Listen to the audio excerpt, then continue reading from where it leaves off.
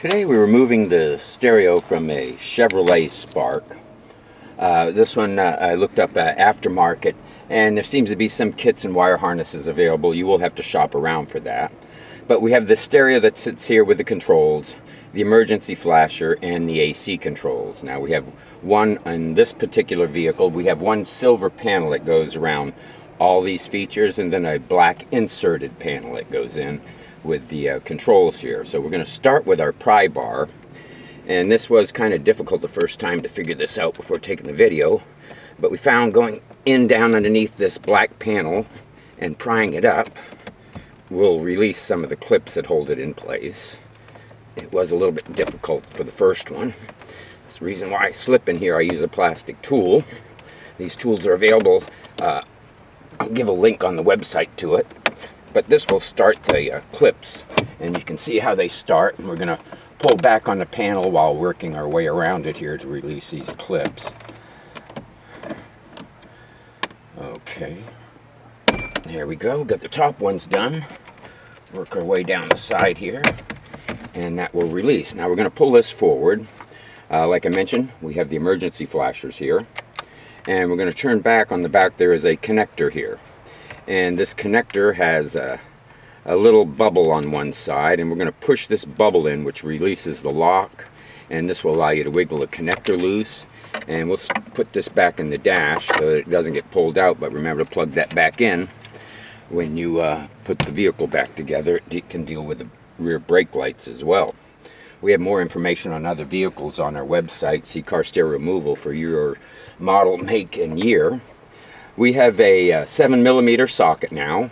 With the insert removed, we have two more screws. These are two 7mm bolts, one on the right and one on the left here. Once these two screws are removed, we can come back to our plastic pry tool, or we can put our fingers on the inside of the silver panel and try pulling it out. There, it'll release. And now we can work our way around the AC controls, up the right side, across the top, and one more little snap. We should have this last panel clip out. There we go. Now this will pull forward. There are no attachments to the back of this. Then we're going to set this to the side. We're going to move back to our 7mm. We have four screws that secure this radio in the dash. 1, 2, 3, 4. And we're going to start over here. Like I said, I have a full library of removal guides and starting do-it-yourself repairs and so on. Check the website as well. We should have door panels on this car by the end of the day for replacing speakers if you want to go there. There's 3 and 4. See if I can get these all out now. Oh, actually this doesn't. There we go. Get my screws here. Take this out of the way. Remove this. Now this gives us access to the back of the display. Now we have the two connectors here. Actually there are 3 that go into the display here, and we can remove the display unit. Alright, now this connector was a fun one to figure out. Now to show you how this connector works, usually about this much a connector will be inside the radio, and you're going to see the white tab here. Now we're going to take our flathead screwdriver and we're going to go in next to this white tab, and what you want to do is lift this white tab up, and you'll see how it lifted up, I'd say a little about 3/16 of an inch.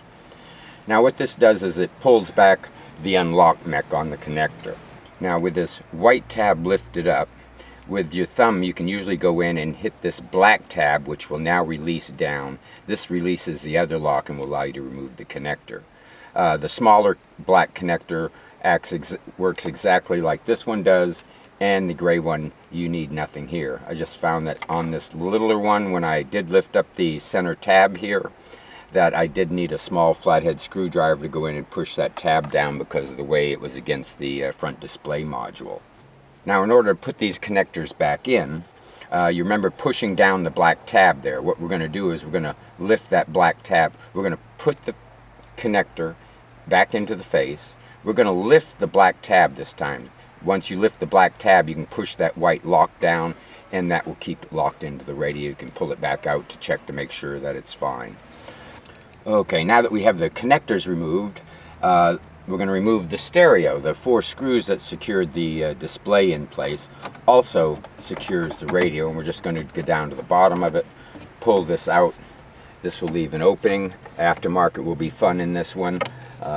These connectors all act like the similar ones I've mentioned earlier. They all have their little trigger on them that has to be pulled back, pushed down, and released, and that will take care of this. See our website, carstereoremoval.com, for other do-it-yourself repairs. If it's been helpful, please subscribe, and thank you for watching.